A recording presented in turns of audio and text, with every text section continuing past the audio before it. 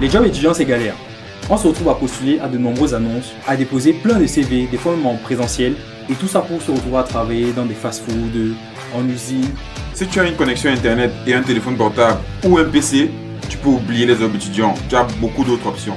Alors vous l'avez compris, aujourd'hui on va parler business en ligne. Pour cet épisode, je suis avec Nevatech Clotaire, qui va justement être notre radar du jour dans cette émission.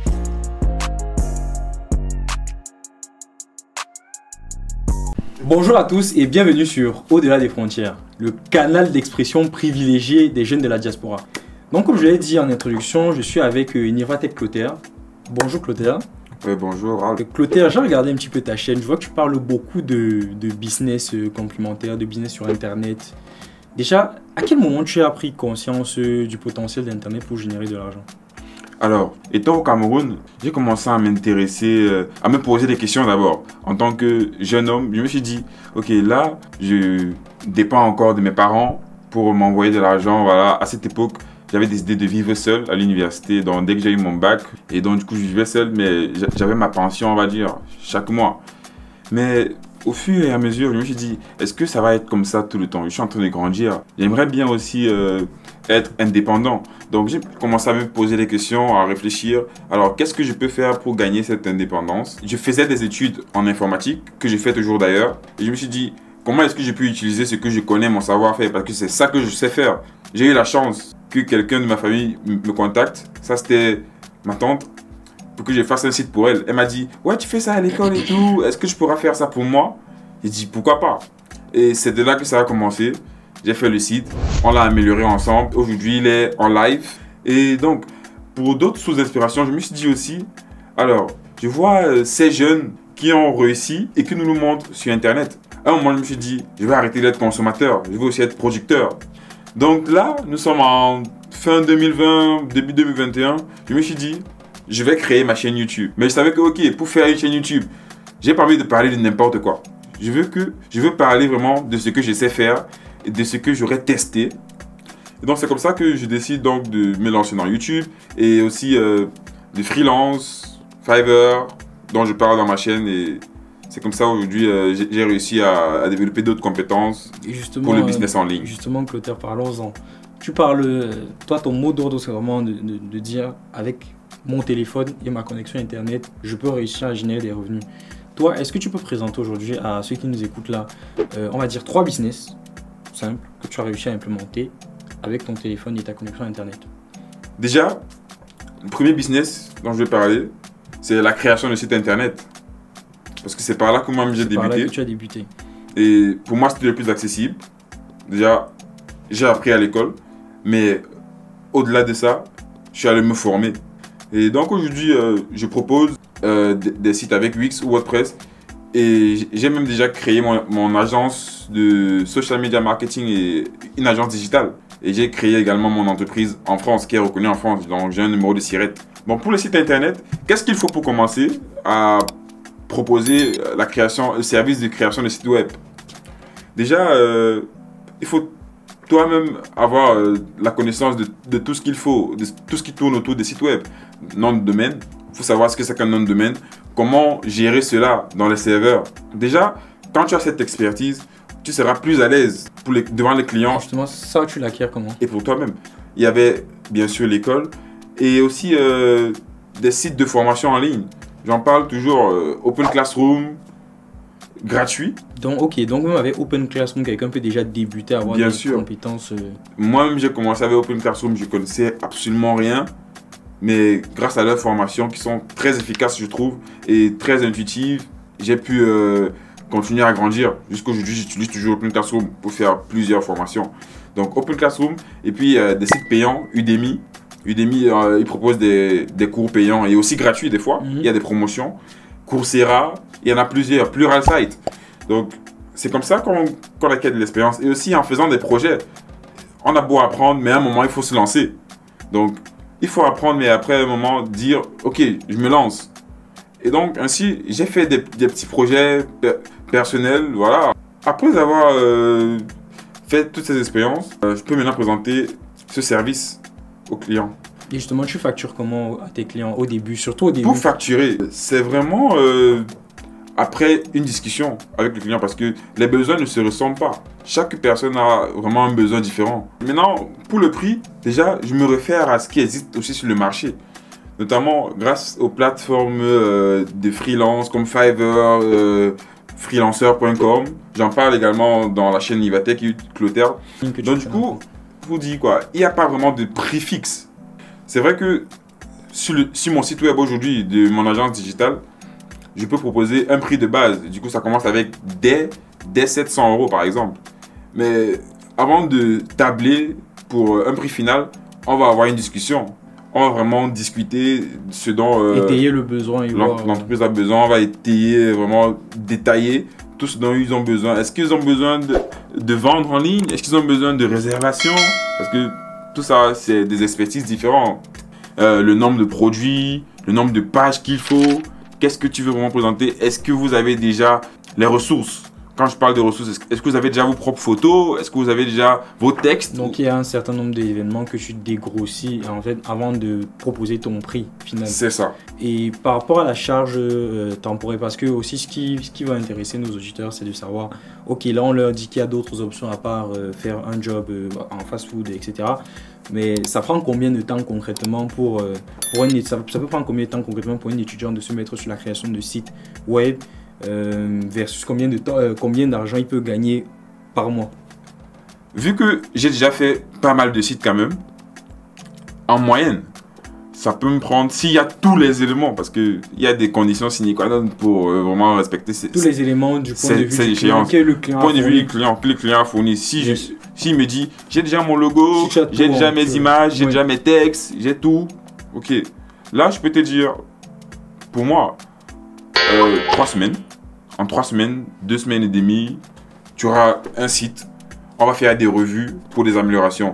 Et donc du coup, en un mois, on pourra avoir un site fonctionnel sur pied et mis en ligne. Ok. De quoi tu peux nous parler d'autre Alors, ton deuxième business? Comme deuxième chose que moi j'ai déjà testé aussi et que je propose aussi, c'est le design graphique, dans la création de contenu graphique et design, logo. J'aime bien aussi tout ce qui est visuel de base. Par exemple, mes miniatures YouTube. Je n'avais pas encore d'argent pour payer quelqu'un. Voilà. Donc tu les faisais toi Je les fais toujours moi-même jusqu'à présent même. Il fallait bien que j'apprenne comment faire. Donc je me suis formé sur le design. J'ai pris 2-3 formations. Pareil, c'est Open Classroom, Udemy pour toi au début. Udemy, il y a des formations voilà, assez intéressantes. YouTube aussi principalement. Ça reste le meilleur pour moi. Donc et c'est gratuit. Ne vraiment pas négliger le contenu gratuit. C'est ça, c'est ça. Se former, c'est primordial. Donc je me suis dit, ok, j'ai aussi envie de faire du design, de proposer des services de design. Et aujourd'hui, c'est vrai que j'ai également des partenaires. Je ne fais pas tout moi-même. Je délègue. Mais sinon, le business en ligne de design, c'est aussi une bonne niche. Et en termes de revenus, pareil. En termes de revenus, c'est jamais fixe. On va voir un designer aujourd'hui, lui va demander 500 €. Tu ne donnes pas ça, voilà, un autre 200. Je me réfère toujours aux plateformes de freelance, Fiverr, freelancer.com, Malte. Aujourd'hui, j'ai la chance, grâce à ma chaîne YouTube, les gens me contactent aussi directement. Et voilà, je travaille avec des partenaires, je ne fais pas tout moi seul. Donc, j'ai appris aussi à déléguer certaines tâches pour aussi éviter d'être surmené et avoir une meilleure gestion de tout. Maintenant, en troisième position, et pas des moindres, c'est la création de contenu. Tout simplement. Tout simplement. Ouais. C'est ce que toi et moi on fait. Exactement.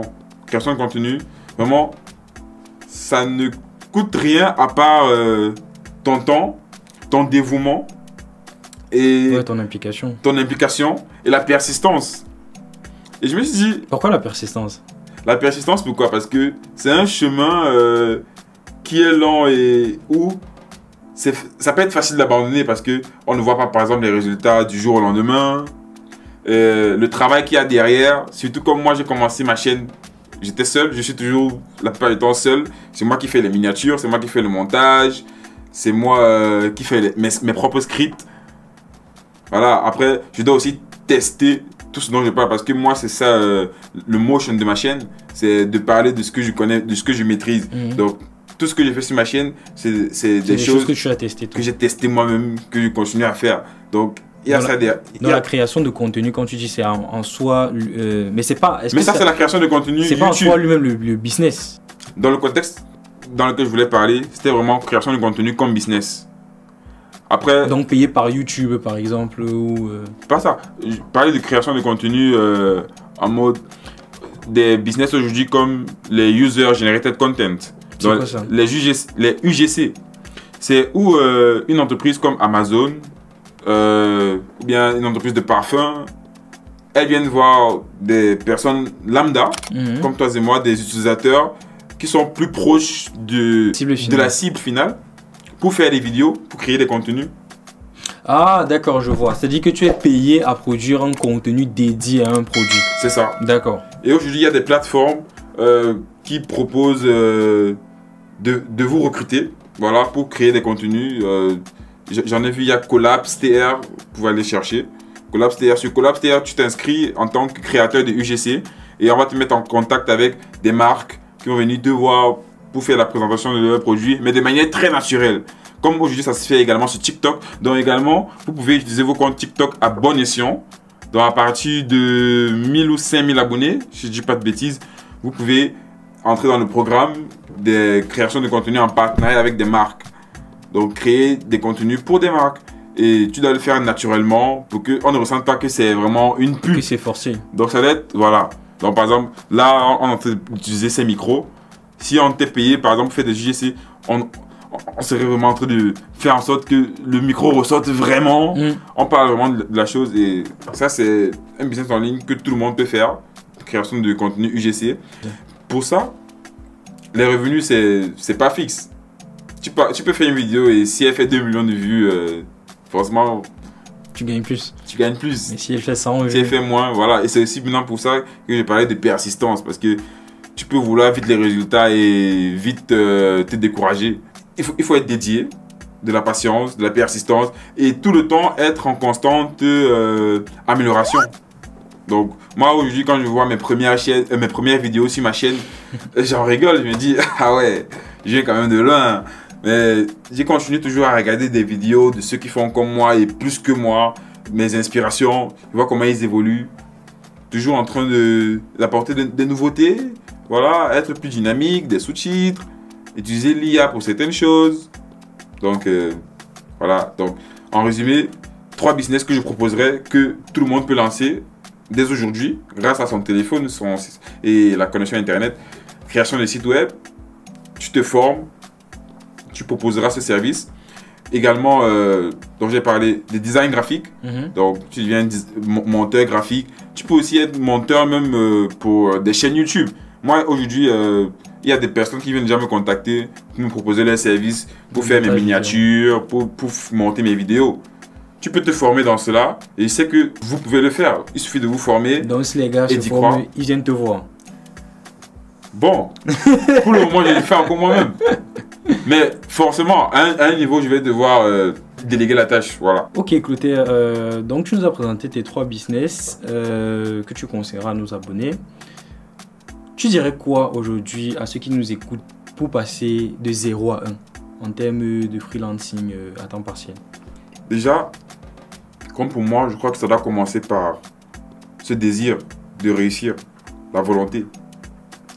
Donc, il faut déjà essayer de se formater le cerveau, de se mettre en condition de réussir. Il y a les principes de l'autosuggestion, par exemple.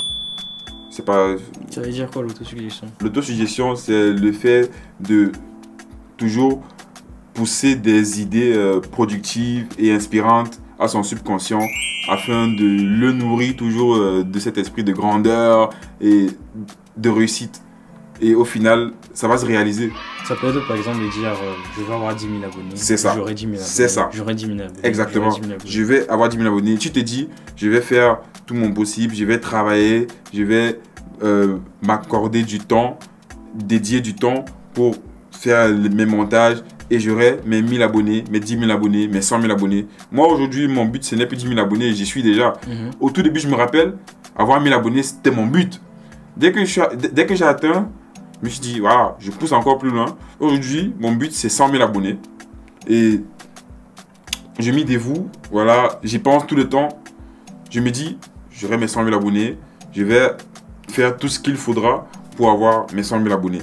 Je sais que je peux le faire. Donc, chaque jour, et déjà, je remercie mes parents, ma mère, toujours en train de me dire, voilà, tu vas réussir, tu peux réussir.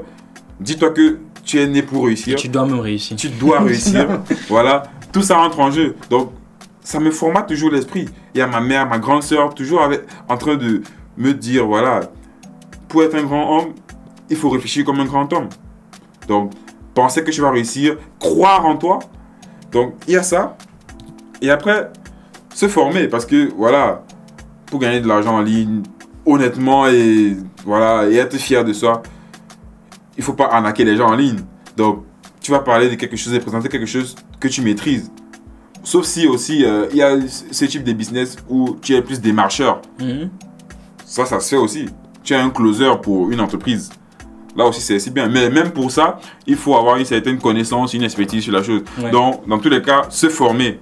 Et après cette formation, à un moment, il faut passer à l'action. Parce que sans action, il n'y aura pas de résultat. Donc, tu passes à l'action. Maintenant, comment passer à l'action? C'est se donner les moyens. Passer à l'action, pour moi, c'est se donner les moyens de réussir. Donc, c'est pas quelqu'un qui va venir te donner son argent comme ça. Tu dois aller vers les personnes, démarcher, prendre du temps pour toi. Dis-toi que ce n'est pas un claquement de doigts. Oui, tu t'es formé et tout, mais qui te connaît? Personne ne te connaît.